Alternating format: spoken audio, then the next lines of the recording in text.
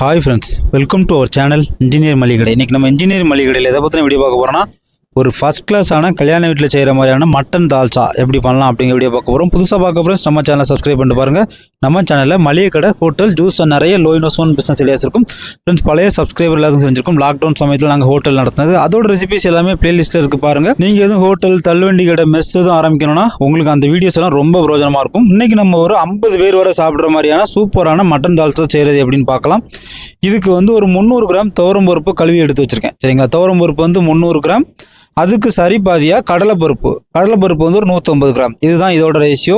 இது ரெண்டையும் வாஷ் பண்ணி எடுத்து வச்சுருக்கேன். கண்டிப்பாக ஊற போடக்கூடாது, வாஷ் பண்ணி எடுத்து வச்சுக்கிடணும். நீங்கள் பெரிய அளவில் பண்ணுறதா இருந்தால் பருப்பை தனியாக வகை போடணும், நம்ம இந்த கிரேவி தனியாக பண்ணணும். சரிங்களா, நம்ம கம்மியாக பண்ணுறதுனால குக்கர்லேயே போடுறோம்.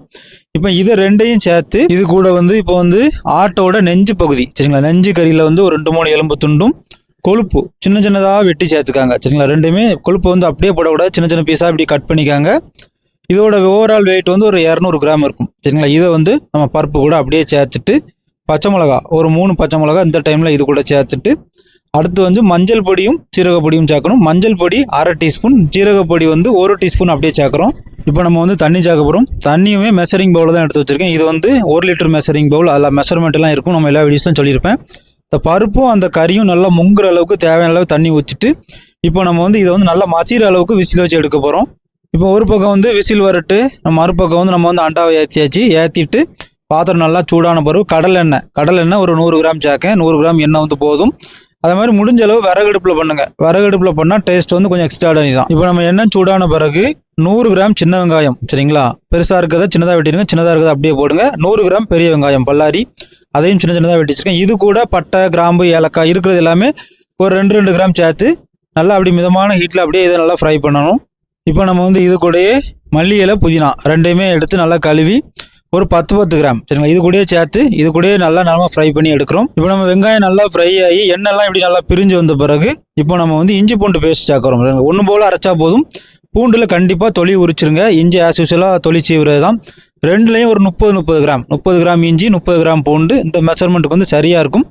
இதை நல்லா இது கூடயே சேர்த்து நல்லா கிண்டி எடுக்கணும். இஞ்சி பூண்டு பேஸ்ட் பச்சை வாடை போன பிறகு இப்போ நம்ம என்ன சேர்க்க போகிறோம் அப்படின்னா தக்காளி ஒரு 150 கிராம் சின்ன சின்னதாக வெட்டி வச்சிருக்கேன். அதை அப்படியே சேர்த்து இது கூட நல்லா ஃப்ரை பண்ணி எடுக்கணும். அடுத்து நம்ம கத்திரிக்காய் சேர்க்க போகிறோம். கத்திரிக்காய் கரெக்டாக ஒரு அரை கிலோ கத்திரிக்காவை மீடியம் சைஸில் வெட்டி அப்படியே இது கூட சேர்த்து நம்ம நல்லா அப்படியே ஃப்ரை பண்ணி எடுக்கிறோம். இப்போ நம்ம தண்ணி சேர்க்க போகிறோம். இந்த தண்ணி ஃபர்ஸ்ட் நம்ம பருப்புக்கு ஊற்றி பேலன்ஸ் இருந்த அந்த 1 லிட்டர் தண்ணியை இதில் ஊற்றி நம்ம முடிச்சிட்டோம். சரிங்களா, இப்போ கத்திரிக்காவை நல்லா கிண்டி விட்டுட்டு கத்திரிக்காய் லைட்டாக அப்படியே கொதிக்க விடணும். கத்திரிக்காய் கொதிச்சு வரக்கூடிய டைமில் நம்ம மசாலா சேர்க்க போகிறோம்.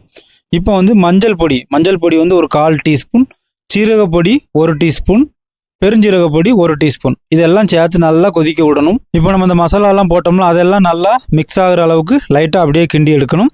இப்போ கத்திரிக்காய்க்கு தண்ணி பத்தாது. சரிங்களா, கத்திரிக்காய் முங்குற அளவுக்கு தண்ணி ஊற்றணும். இப்போ அதுக்கு நான் 2 லிட்டர் மெஷரிங் பவுல்லே தண்ணி எடுத்திருக்கேன். நமக்கு தேவையான அளவு விஷுவலாக பார்த்து கத்திரிக்காய் ஓரளவு நல்லா மிதக்கிற மாதிரி அளவுக்கு நம்ம தண்ணி ஊற்றி நல்லா கத்திரிக்காய் மசிய விடணும். இப்போ கத்திரிக்காய் நல்லா மசிஞ்சு வரக்கூடிய இந்த டைமில் ஆட்டோட நெஞ்சு பகுதி, சரிங்களா, அந்த எலும்பில் நல்லா எலும்பு பற்று ஜாஸ்தியாக இருக்கும். இதில் ஒரு 5 பீஸ் சேர்க்குறேன். இதோட வெயிட் ஒரு 1/4 கிலோ இருக்கும். முன்னாடி ஒரு 200 கிராம், இப்போ ஒரு 1/4 கிலோ. இந்த மாதிரி சேர்த்தாதான் மட்டன் தால்சா சாப்பிட்றதுக்கு அவ்வளோ டேஸ்ட்டாக இருக்கும். பேருக்கு கொழுப்பும் எலும்பு போட்டு பண்ணால் அந்த மட்டன் தால்சா டேஸ்ட்டே இருக்காது. இலையில எல்லாரும் வேஸ்ட் பண்ணுவாங்க. நீங்கள் இந்த மாதிரி பண்ணி பாருங்க. ரிப்பீட்டாக அந்த மட்டன் பிரியாணியும் சிக்கன் பிரியாணியும் காலி பண்ண தட்டியும் தால்சா வாங்கி சாப்பிட்டுக்கிட்டே இருப்பாங்க. இப்போ நம்ம உப்பு சேர்க்க போகிறோம். உப்பு ஒரு கை உப்பு, 40 கிராம் உப்பு நான் பண்ணுற மெஷர்மெண்ட்டுக்கு சரியாக இருக்கும். இப்போ நம்ம உப்பு சேர்த்து முடிச்சுட்டு இப்போ நம்ம மல்லிப்பொடி சேர்க்க போகிறோம். மல்லிப்பொடி 1 டீஸ்பூன் மல்லிப்பொடி சேர்க்குறோம். மல்லிப்பொடி சேர்த்து முடிச்சுட்டு வத்தல் பொடி சேர்க்குறோம். வத்தல் பொடி உங்களோட காரத்துக்கு ஏற்ற மாதிரி ஒரு 5லேருந்து 10 கிராம்குள்ளே கணக்கு பண்ணி சேருங்க. நான் ஒரு 2 ஸ்பூன் சேர்த்துருக்கேன். எவ்வளோ வரைப்போ அதுக்கு ஏற்ற மாதிரி போட்டுக்கலாம். இப்போ மல்லிப்பொடி வத்தல் பொடி சேர்த்தாச்சு.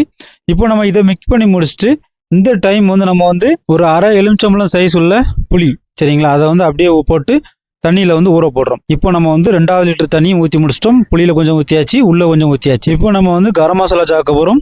கரம் மசாலா 1 டீஸ்பூன், சரிங்களா, கரம் மசாலா சேர்த்து கொஞ்சம் மூடி போட்டு கிண்டி விடுறது, மூடி போட்டு கிண்டி விடுறது, இப்படியே நம்ம நல்லா வேக விடணும். இந்த டைமு கத்திரிக்காய் ஒரு அரை வேக்காடு வந்துடணும். சரிங்களா, கத்திரிக்காய் ஒரு அரை வேக்காடு வந்த பிறகு 150 கிராம் சைஸ் உள்ள ஒரு மாங்காய், ஒரு முருங்கைக்காய் ரெண்டையும் சின்ன சின்னதாக வெட்டி வச்சுருக்கேன். இதை அப்படியே உள்ளே சேர்க்கணும்.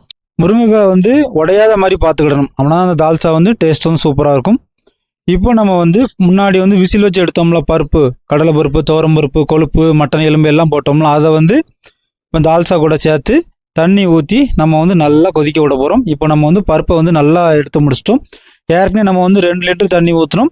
இப்போ வந்து 3வது லிட்டர் தண்ணி இந்த பருப்பு கூட ஊற்றிட்டு அப்புறம் அந்த குக்கர்லேயும் கொஞ்சம் ஊற்றிட்டு தண்ணியை வந்து உள்ளே சேர்க்குறோம். இப்போ நம்ம மூடி போட்டு வேக விட வேண்டியதான் தால்சாவை. இனி தால்சா வெந்து வரக்கூடிய ஸ்டேஜ் எப்படி கண்டுபிடிக்கணும் அப்படின்னா, முருங்கைக்காவும் மாங்காவும் கலர் மாறும் சரிங்களா. அந்த டைமில் வந்து கத்திரிக்காய் வந்து நல்லா மசிஞ்சிரும் சரிங்களா. இதுதான் ஸ்டேஜ். லைட்டாக அப்படியே திறந்து விட்டுக்கின்றது அப்படியே பார்த்துக்கிடணும். தால்சா வந்து இந்த டைம் கொஞ்சம் தண்ணியாக இருக்கும். நம்ம தால்சா பண்ணி முடிச்சுட்டு பிரியாணி உடைச்சிட்டு சர்வ் பண்ணுறதுக்குள்ளே திரும்ப தால்சா வந்து கட்டி பிடிச்சிரும் சரிங்களா. இப்போ வந்து நான் வந்து கொஞ்சம் ஒரு 1/2 லிட்டர் தண்ணி சேர்க்குறேன். தண்ணி எதுக்குன்னா, அந்த முருங்கைக்காய் அந்த மாங்காய்க்கெலாம் வேக போடுறது நல்லா சுண்டி வெந்து நல்லா வற்றி வரும். டேஸ்ட் வந்து நல்லாயிருக்கும். தண்ணி சேர்த்துட்டு இப்போ நம்ம வந்து மொத்தம் வந்து 3 லிட்டர் தண்ணி சேர்த்துருக்கோம் ஓகேங்களா. இப்போ நல்லா மூடி போட்டு வேக விட்றோம். மூடி போட்டு வேக விடுற டைம் வந்து அப்பப்போ திறந்து வந்து கிண்டணும். ஏன்னா பருப்பு சேரக்கூடிய விஷயம், பருப்பு வந்து அப்படியே அடியில் போய் டெபாசிட் ஆகி அடி பிடிக்கிறதுக்கான வாய்ப்பு வந்து ரொம்ப இருக்கும். அதனால தான் கொஞ்சம் எக்ஸ்ட்ரா தண்ணியும் சேர்த்து நல்லா அப்படியே பரட்டி விட்டு கிண்டணும். இப்போ நீங்கள் அந்த மாங்காவோட கலரும் முருங்கைக்காவோட கலரும் பாருங்கள், அந்த போட்ட பச்சை கலர்லேருந்து அப்படியே கலர் மாறி இருக்கும். அது வெந்து வரக்கூடிய ஸ்டேஜ் வந்து தெரியும். இதுக்கு மேலே வந்து அந்த மாங்காவும் முருங்கைக்காவும் தன் சூட்லேயே வெந்துடும் சரிங்களா. இனி ரொம்ப ஃபயர் வச்சா முருங்கைக்காய் வந்து உடஞ்சிரும். முருங்கைக்காய் வந்து உடையாமல் எடுக்கணும்.